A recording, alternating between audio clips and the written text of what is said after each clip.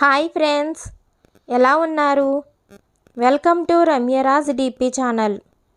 ముందుగా మన ఛానల్ని చూస్తున్నట్లయితే ప్లీజ్ లైక్ చేసి సబ్స్క్రైబ్ చేసి పక్కనే ఉన్న గంట సింబల్ని క్లిక్ చేసి ఆల్ అనే ఆప్షన్ని క్లిక్ చేయగానే మేము పెట్టే ప్రతి నోటిఫికేషన్ ముందుగా మీకు వస్తుంది.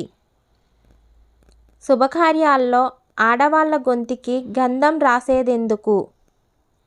స్త్రీ భర్త ఇంటిలోని వారితో పాటు చుట్టాలు, స్నేహితులు ఇలా ఎందరినో అభిమానంతో పలకరించాలి.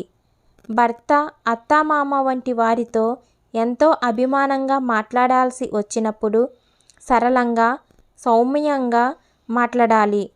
గంధం మెడకి రాయటం ద్వారా గొంతు సరళంగా వస్తుంది.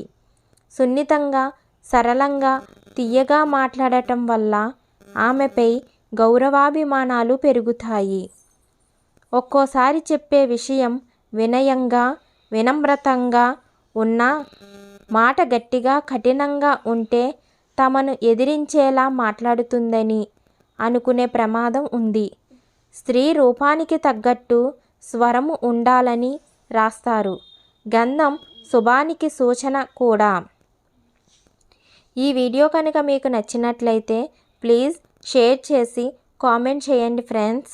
అలాగే ఇంకా ఎవరైనా మన ఛానల్ని సబ్స్క్రైబ్ చేసుకోకపోతే ప్లీజ్ సబ్స్క్రైబ్ చేసుకోండి. Thanks for watching friends.